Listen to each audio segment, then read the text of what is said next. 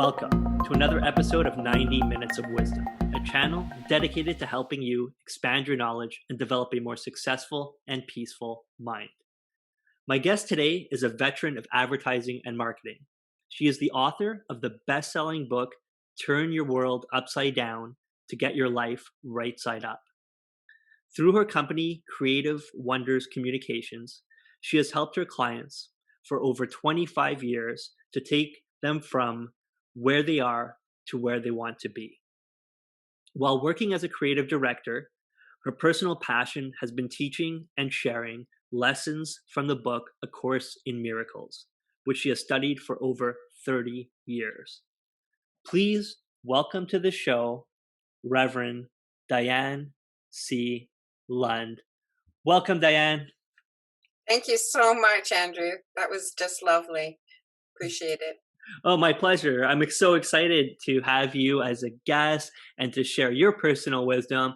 You've been doing so many amazing things, and I've checked out your website, and I'm saying familiar with the book, A Course in Miracles. I've read it years ago. Really amazing. I have to reread it for sure. And as I was telling you, people very close to me, have read it many times and are really, it's just such a wonderful, wonderful text. So to begin, I wanted to ask you, how did you get into A Course in Miracles and exposed to it, and how did that become such a big part of your life and what you do? Well, right from the time I've been a small child, I've always been interested in spiritual things. I can remember taking my friends into the woods and lighting candles and creating little ceremonies when I was a child. My parents were not at all religious, and so it was something I kind of was creating for myself. And I started looking at spirituality at quite a young age. I did actually go to a church, but he told me I had too many questions and that I needed to go on a deeper spiritual search. So that's what I did, and started to look into all different types of spiritualities in my 20s. And in 1980, I was given the book, A Course in Miracles. I was actually kind of on a different spiritual path at the time. I was given it by a friend who knew of my love of spirituality. And she said, "Oh, you're going to love this, Diane." And I opened the book and looked at it and went, "Oh, no, I don't love that at all." It had a lot of Christian terminology. I thought I'd been there, done that. My pastor had said, "Go look somewhere else." So I didn't really think it was for me. So I put it on the shelf. Almost a decade goes by, and I'm in a very bad relationship with a fellow who's having a lot of affairs, and I was in a lot of pain. And I was crying, and I fell down on my knees and said, "Please, God, help me out of this pain." And I heard a voice inside of myself that said, "Look up." I looked up, I saw the Course in Miracles in a bookcase, and I heard a voice that said, "Take it down." I took it down, and I said, "Please, God, help me." And I opened the text. And at the time, I felt unfairly treated. And I read these lines: "You cannot be unfairly treated." And then it goes on to explain why in the next couple of paragraphs.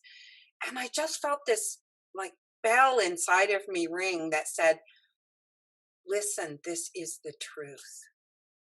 And I thought, I don't understand it, but I think it's the truth. That's what my inner guidance is telling me. And so I sought out a study group.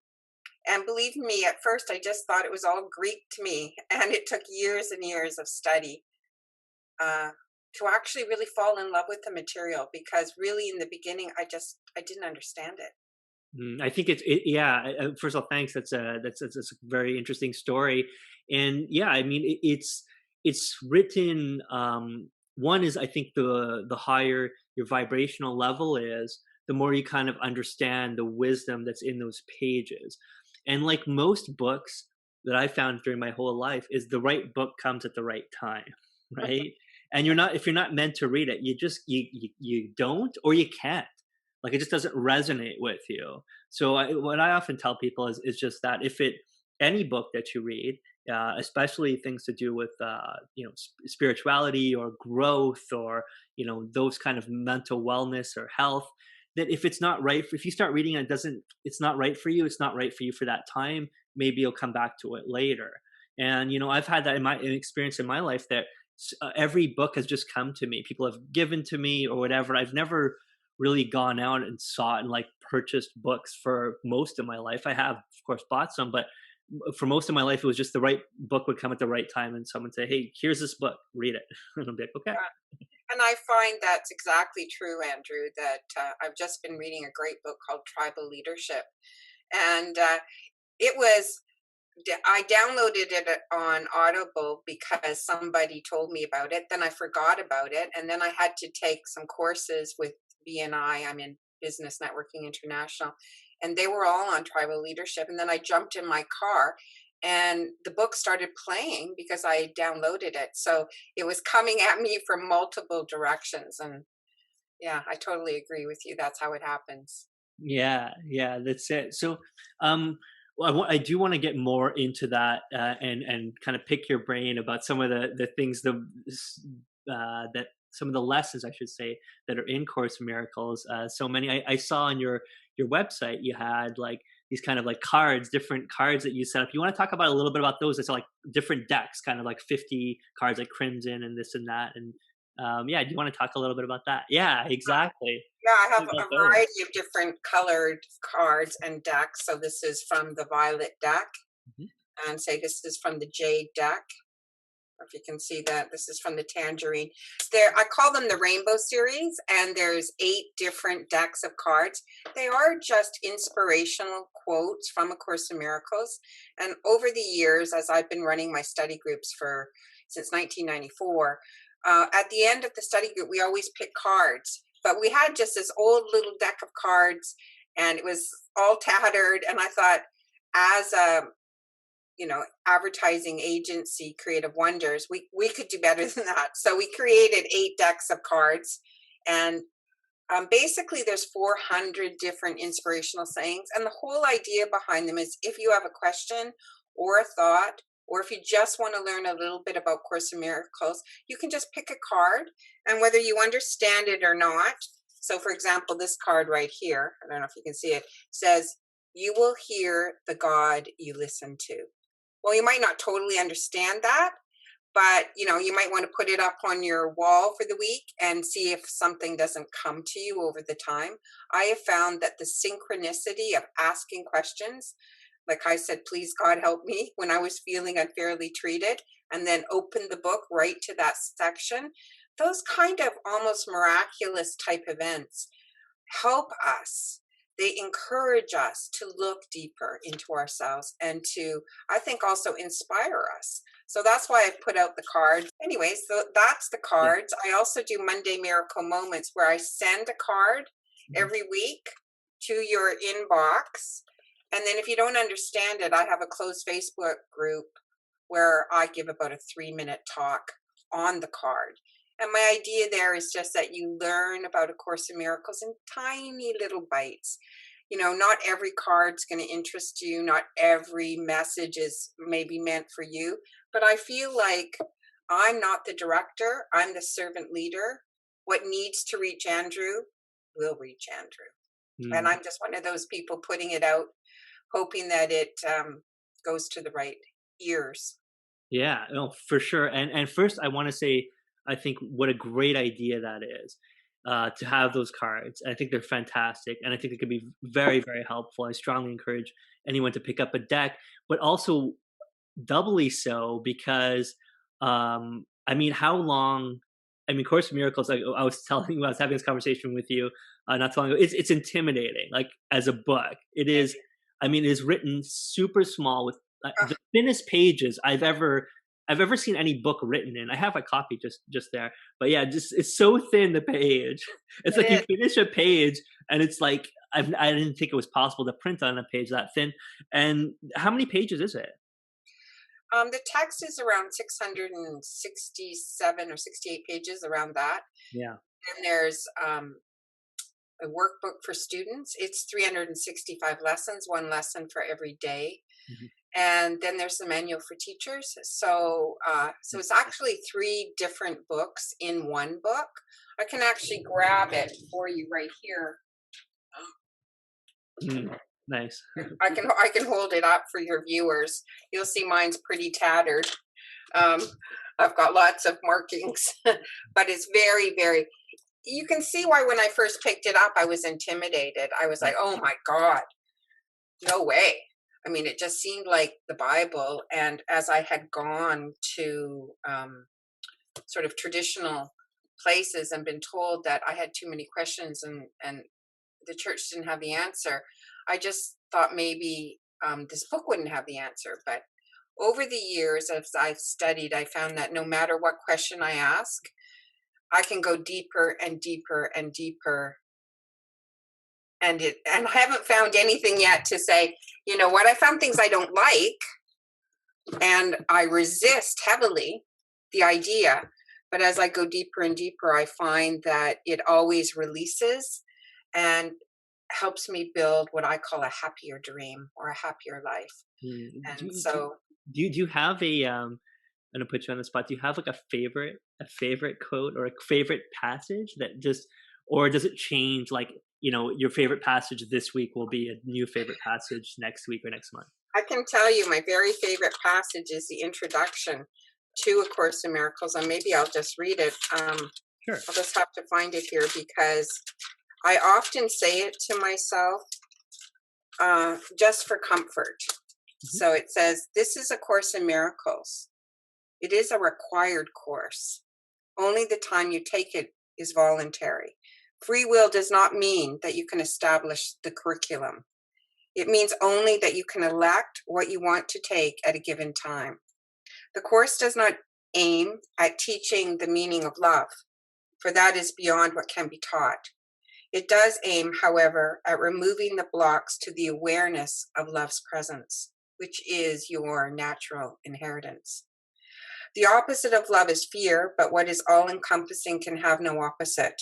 This course can therefore be summed up very simply in this way. Nothing real can be threatened. Nothing unreal exists. Herein lies the peace of God." And it's those last three lines. Like if I was to get a tattoo, I don't have a tattoo, but I'd get nothing real can be threatened and nothing unreal exists. Herein lies the peace of God. That just has been a comfort to me in so many ways over Mm, the years. deep. Yeah, yeah, that's really cool. Very, very deep. I like that too. That just in that so much wisdom in those few lines that you read, and thank you for reading that. There's just so much there, like, again, love and fear, and but then, like, love is one of those words that are so overused and so little, a few people truly understand it and what it really means. So my definition, and it's very hard. It's like the Tao. Once you start to define it or define God, you're already wrong because you can't define it, right? Yeah. It's undefinable by you know uh, by existing. And that my definition of love is when you remove everything, all the illusion, all everything that's fake. There's one thing that's left, and it's love. That's Yes, love is everywhere all the time. It exists, but we cover it up. That's why the Course says it can't teach love, but it can remove the things that you put in the way of experiencing it. mm, So I totally agree with you, Andrew. You got to just remove all the illusions. And then what you're left with is the essence of who you are, which I believe is eternal and which is love. And when you start to have little glimpses of that, when you start to experience that in your life, that's what makes you want to study and want to learn more. I know that's exactly how it's been for me in my life. And that's exactly what the Course says. It says you don't have to agree with it, you don't have to understand it, you don't have to believe it, but you do have to apply it. You do have to try. yeah, but that's, and again, some of these things, it's like, just because you don't believe in gravity doesn't mean that something's going to start floating. You know what I mean? So sometimes it's just ignorance. It's like, it's okay. Like, person's at a certain vibration, lives in a certain dimension, however you want to say it. And that's all they can, that's fine. And they're on their path, but ignoring it is it doesn't mean it's not still working. Like the universe still works in the way the universe works. Love, if you don't believe in love, doesn't make it any less so, that any less true, or these lessons any less true. That's very true. I use the example of gravity all the time. For example, in my life, I do write about it in my book. I had a near-death experience in my 20s. Mm. And so I did actually cross over and did have an experience of eternal love, which has stayed with me as alive now, when I'm in my 60s, as when it happened to me in my 20s. And so when my dad was going through cancer, and he was always a man of science, he, dust to dust, there's nothing else. And I love my dad. But he used to, when he knew his death was coming, ask me, Diane, please tell me again what it was like when you crossed over, because he was scared. He didn't want to die. And I said, Dad, it doesn't really matter if you believe or not. Because my experience was, it's going to be there for you no matter what your belief is. It's kind of like gravity. And this is why I bring it up. You can say, I don't believe in gravity, and jump out the window, but you're going to fall, because it's a law here on the dualistic physical plane. And it's the same when you leave your body. You will experience yourself as an eternal soul. This has already been predetermined. So when my dad did pass, I had an experience where he came to me that night, and he came as a red light in my bedroom. And when I woke up, I knew it was him. I knew it was my dad. And I got really scared, and I jumped out of bed and I ran downstairs. And my dogs, I had 2 little wiener dogs, they started barking, because I think they sensed something too. And then I said, okay, Diane, you of all people shouldn't be frightened of this. So I went back upstairs. I laid down on my bed, and I said, okay, Dad, talk to me. And what I heard was, Diane, you tried to tell me it was great, but it's so much better than you said. I'm so happy. I wanted you to know. I didn't go into dust. It was just such a lovely confirmation for me. And my sister, she was on the other side of the world in Italy when my dad passed. And she'd asked, because we all knew he had cancer and he was going to pass. She said, if he passes while I'm in Italy, please don't reach out to me, because there's nothing I can do. I'm not going to come home. So we didn't tell her. And she came home 3 weeks later, and she gave us all these little glass red hearts from Venice. And she told us of this story. She said, you don't have to tell me Dad's gone. She said, he came to me as a red light in the corner of my room and told me he was passed and that he was happy.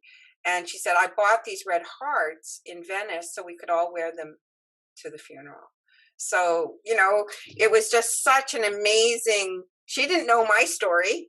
I didn't know her story. And it was, so we wore them to the funeral. It was such an amazing thing. So I know it's a bit of a long story, going all the way back to gravity, but. It's a great, what do you mean? It's a great story. It's a fantastic story.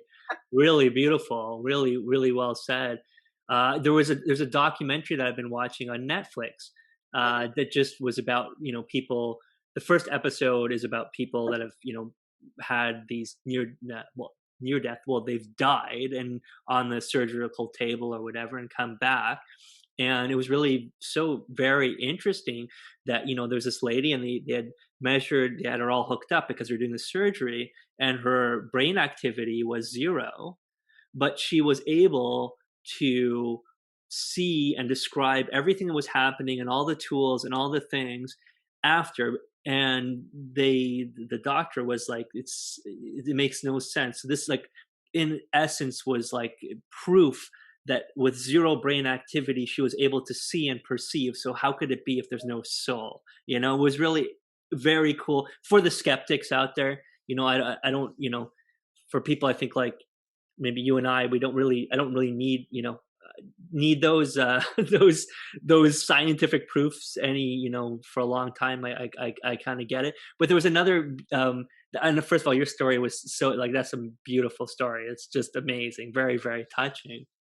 And there was one last small thing. There was a story of this woman and her sister, and they said, when their mom passed away, she said, "How will we know?" And it's kind of similar because it reminded me what you said with the red light. And she said a cardinal. She said, have a cardinal come visit. And then where they lived, there was no real cardinals in the area. So 2 days after their mom had passed away, sure enough, at the window comes knocking a cardinal. They open the door, the cardinal comes in, and they videotaped it all, and they're just holding it, and the cardinal's just staying in their hand. Wow. And they're just like, and when does a bird ever do that, right? And Yeah. then they go outside and they're again videotaping it, and she throws the bird like, "You're free, like thank you, like mom." And they spent already an hour or so with the bird, and Wow. they throw it up, and it goes up, and it comes back, and it just goes on her shoulder, and it just stays there. And it was just like it was so unbird-like and so obvious, and there was no. It was very touching. It was just like another way. And one thing, it's kind of for depending on who's listening to this, but I think it's interesting for your loved ones is to maybe pre-establish a sign or a That's thing. a great idea, and that was beautiful that they had that they actually videotaped it. I mean, Yeah. that's incredible, right? So that you actually have, here, look, here, we're not just saying this. Here's the bird, right? And yeah, and that's an unusual bird, like a cardinal. Yeah, yeah, it's really, really interesting, but it's nice, and it's nice to have that. And I think that it's something that a lot of people aren't ready to hear, unfortunately.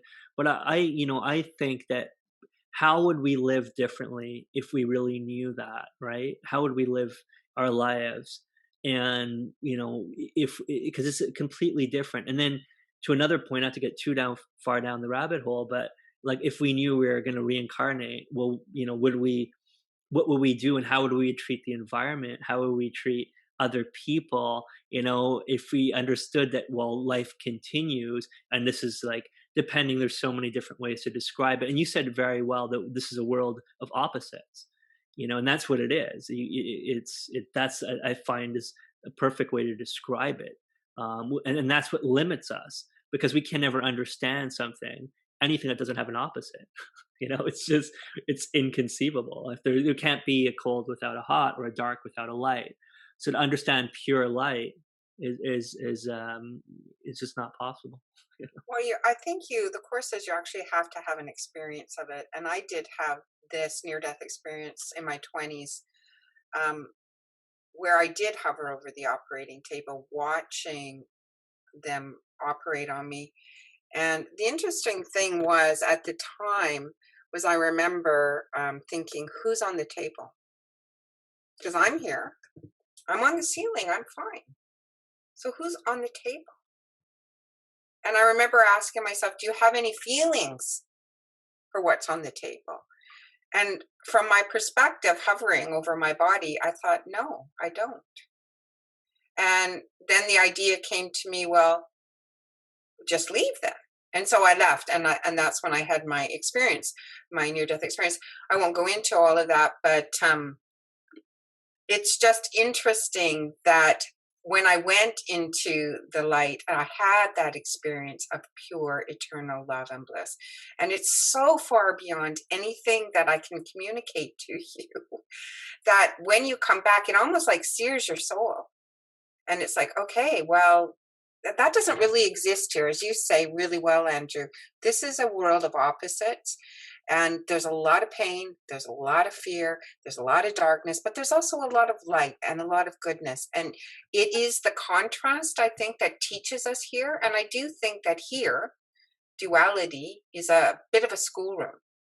Mm. And as you said, if we do know that we are eternal, how would we see what we're doing in this life differently? Yeah, and how would we live? How would we live differently? I think so. And a very good friend of mine, Emmanuel, he's an expert in Yeah. conversations with God. Yeah, Neil Donald Walsh, and it's just very interesting how that point of view. It's like, well, his kind of answer was that before all of this world, that God, or whatever you want to call it, this supreme, being or light or whatever, just knew love.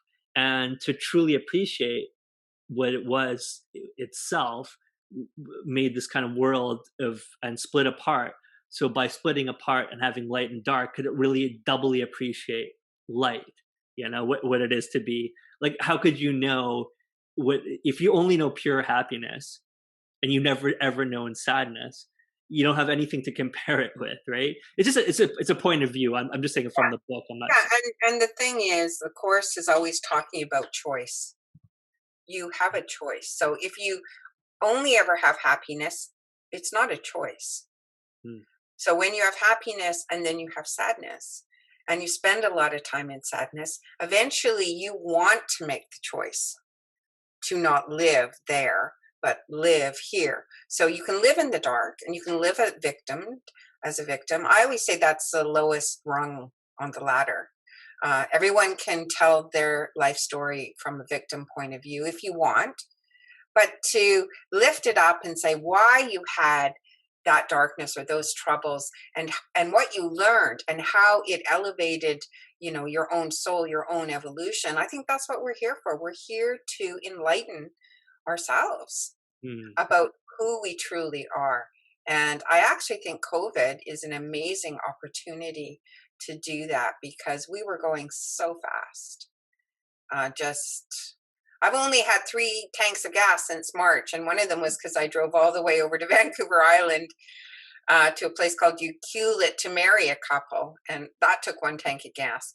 But I mean, I used to do 2 tanks of gas every month, and so we're much more quiet. We have a lot more time to reflect and think about what it is we're doing here. And Mhm. I think that's important. I think it's important to quiet down, because the course talks about getting in touch with the small voice within, the Mhm. voice for God. But that voice is hard to get a hold of if your mind is full and chattering, and yeah, and we're moving really fast. So COVID has slowed us down, wrapped us in a bit of a cocoon, I believe. And rather than just being earthbound creatures, it's giving us a chance to look within. I say, you look within or you go without, and to really get in touch with who am I? Who am I, and what is my values, and how do I want to live? And really get in touch with the part of us, I think, that does have wings, that is able to fly beyond the earthly bounds, which is our spirit. And so I think this is an incredibly interesting time with a great opportunity. I mean, there's obviously hardships and challenges, but it's really a wonderful time, if we want to do the work of going within. Yeah, again, that's a very great way of saying it, and a very enlightened kind of perspective on it. I feel the same way. I think that there's so many great lessons when I kind of sit back and say, okay, well, why did this happen? And no one, you've probably heard it too. For my whole life, I've been blessed with wonderful people around me, but everything, this was supposed to happen in 2012. Like that's what everyone thought. It was going to be like the Mayan calendar ended, and Right. Yeah. according to the I Ching, according to this, to that, and we're like, it's going to be like everything was supposed to be 2012, and then 2012 came and went, and it was 2013. It was like, all right, well, I guess everybody was wrong, and everything that they had predicted, and these are all from so many different sources, was really what happened in 2020. You know, that's that they kicked off there. That this, they call it the time of change. You know, and I've heard that my whole life, and it's so interesting. And it was the other thing was, interesting about it is that nobody I knew or myself predicted it. Like Nobody did. No, nobody really. did. No. All these wonderful, great, gifted, highly gifted people who have predicted other things with amazing accuracy. There's no one that ever, no one told me, no one said, I never saw anywhere that, hey, this is gonna happen. It was really out of nowhere. And I think it's to teach us one, I think you said very beautifully, was to go more inward and stop that rushing, going faster and faster and faster. And the second thing is to, part of that faster and faster, unfortunately, was destroying the environment, and to What? hey, you know what? Let's stop like accelerating, cutting down the rainforest. Let's stop accelerating, polluting. Let's like stop this. Like by the time, because humans, have been notoriously bad at predicting the future, and then only after a while, and then looking back, say, "Oh, we shouldn't have done that," or that was wrong, or whatever. And then it's amazing always, because in hindsight, you're like, how could we have not seen that? How could we have lived like that? So many different, and this is like, so I am agreeing 100% with you that this was like, I think, needed, and a warning from nature, number one, and a chance, but a chance to make changes, but not a guarantee of survival. If we don't make the right choices, I don't know what like, this is our chance. This is our warning. This was like, the caution, the yellow light. It is. I mean, I have my own personal story around it. Since about 2000, on my inner screen, I talk about spiritual sight as opposed to physical sight. And, you know, I mean, an interesting point is I talk about in my book is that, we think it's our eyes that see, but when you go to sleep at night and you dream and you're seeing, what is actually seeing? And there's an interesting story in my book about it. It's actually the mind that's seeing, and that's why you have dreams.